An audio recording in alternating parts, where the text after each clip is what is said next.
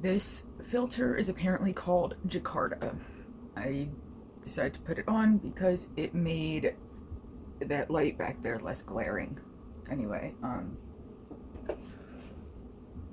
I am going to need some assistance from people as I have opened myself up to some difficult discussions, very much important ones.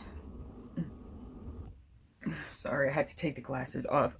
I have a headache, not the best mood, not going to get into that right now. But I opened myself up to some very important but difficult conversation topics as I married a goddamn pedophile, and obviously I didn't know until after I was married to him. But there's also a lot of crazy shit.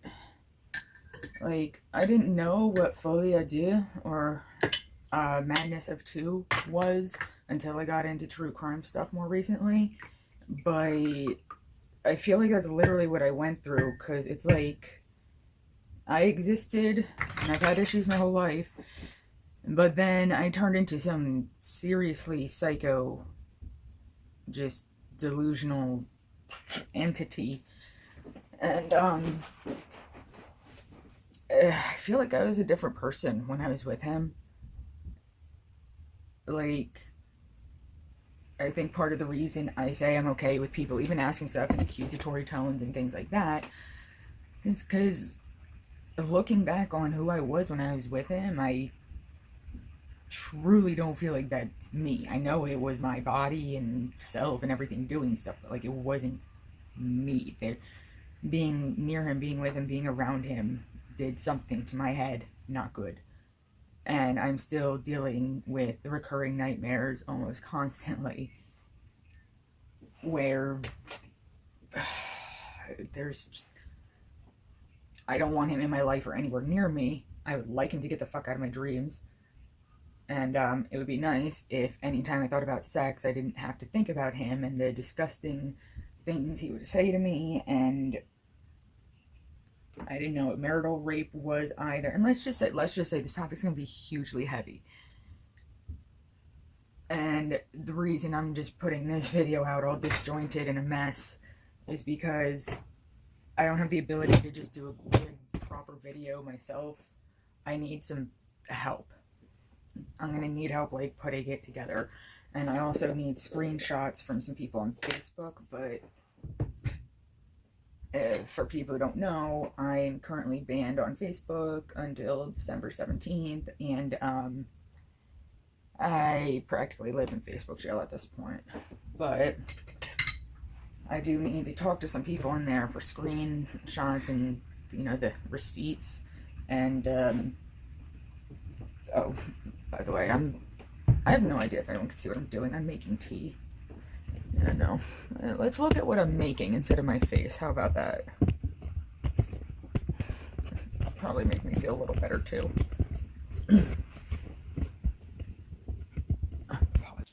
Alright, now we don't have to just look at my face. So, I get this tea because it is strong and it is cheap. I have nicer tea, but this is just caffeine. Anyway. Yeah, I'm gonna need to not only get receipts and stuff like that, but I just kind of need help to, in general, like, construct this, because I've had issues my whole life with time. I'm trying to think of the word. Like, the consecutively in time stuff and knowing when things happened. And I have a lot of time blindness from ADHD. Chronological. I'm not good with, like, the chronological order of things. I could really use help, because even in school writing short stories, the whole beginning, middle, and clearly defined outlines, etc., I always struggled with keeping things in the chronological order, and I can have difficulties just keeping things understandable, I guess. I need help being able to tell the story well and timeline and everything. because there's a lot to go over. This is really important shit. You know, warning signs, yada yada. People talk about, like, oh, monetize your trauma. Well, I'm not monetized. For people who don't know, I have, like, literally a fear of, like, success and earning money because I'm on SSI as a disabled person, and by having too much money in the bank or too much income, I can literally lose, like, all of my supports and services, and et cetera, et cetera. So when I talk about, like, I'm not monetizing my channel, I'm not here for profit, like, I'm not trying to brag that, like, in some way I'm amazing for doing things for free and having a YouTube channel and not expecting money. It's just, I'm literally afraid that by having too much money, I will lose all supports and services, and just, yeah. It's not a fun feeling.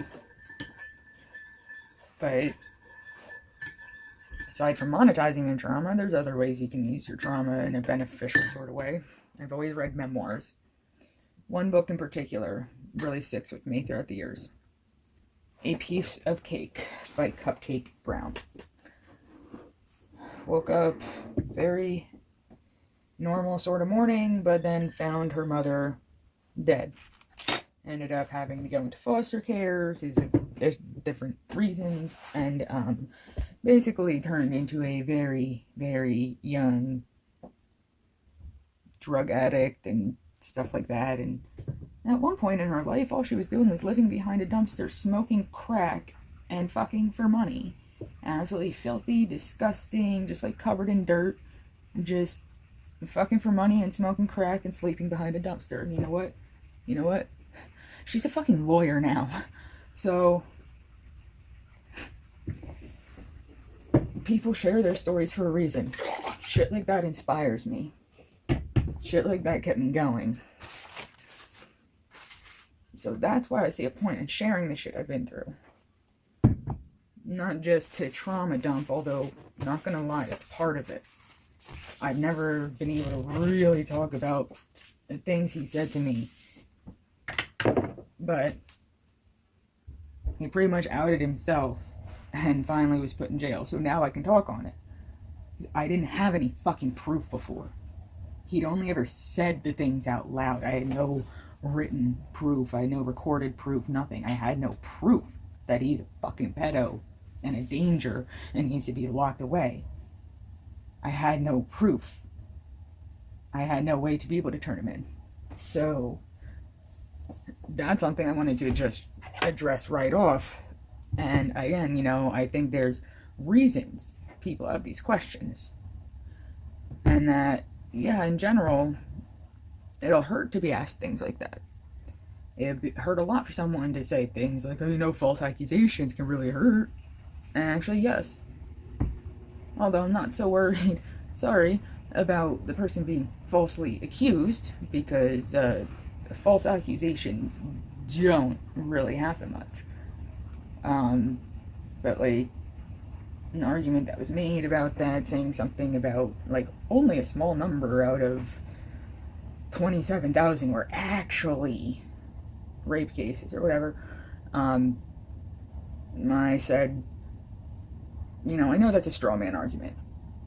I've learned about straw man arguments. I didn't know before. But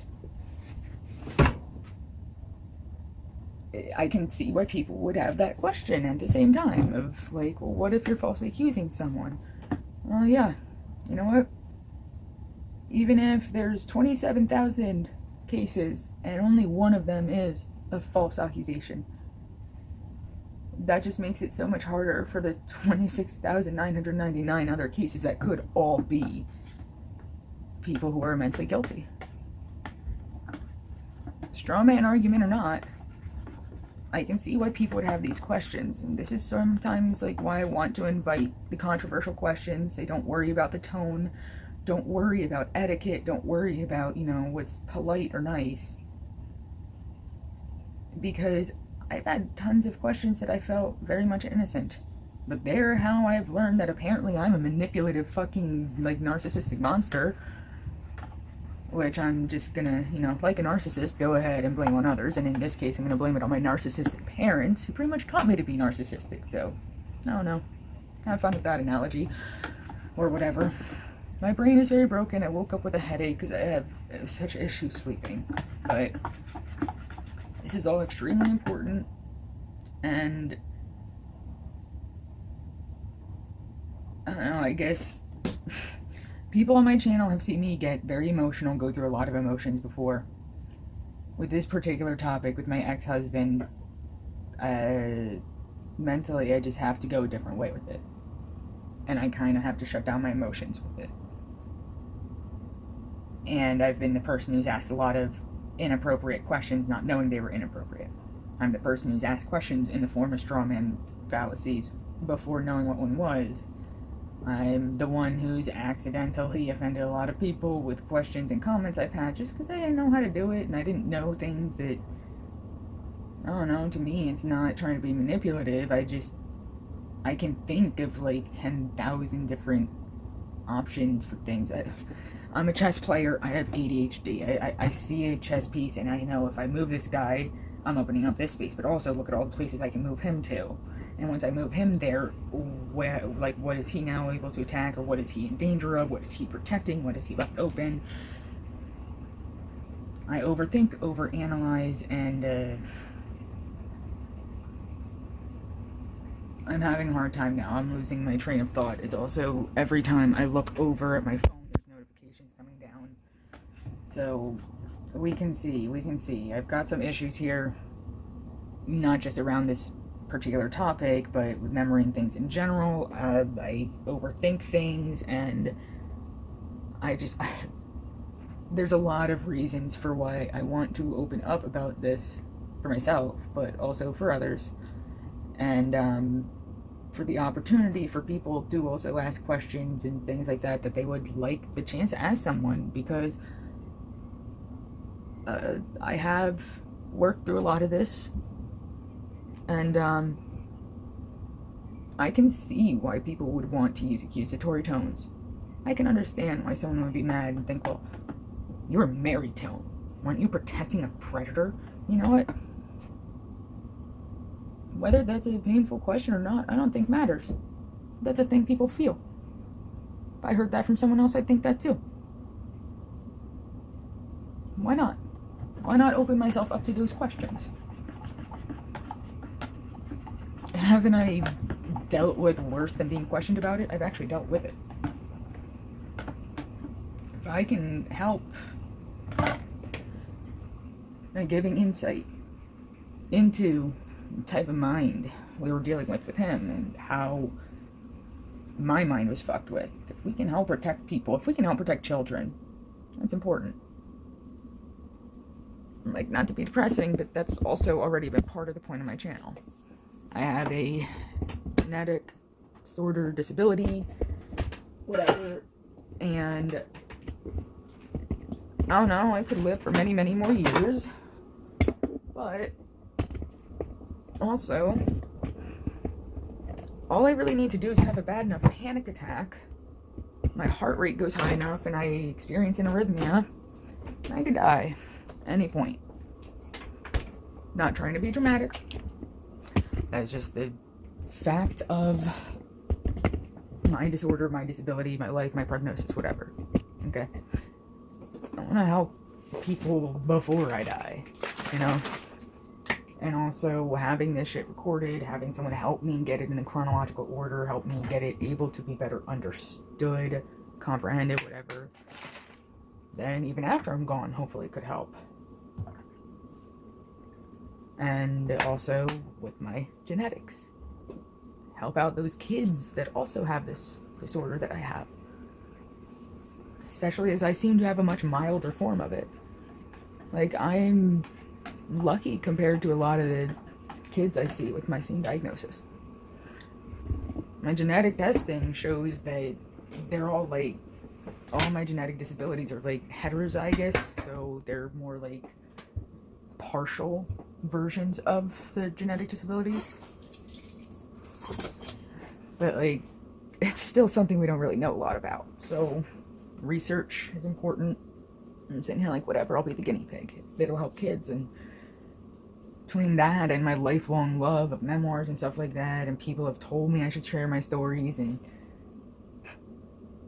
I've been working over the years here on YouTube to build up a thicker skin, pretty much, because people are gonna not believe me for things. I've been through a lot. I'm pretty sure there's gonna be people out there that, like, half of my life stories that I could tell, y'all are just gonna respond with, yeah, let's file that under things that definitely happened, and I get it. I've been through a fucking lot.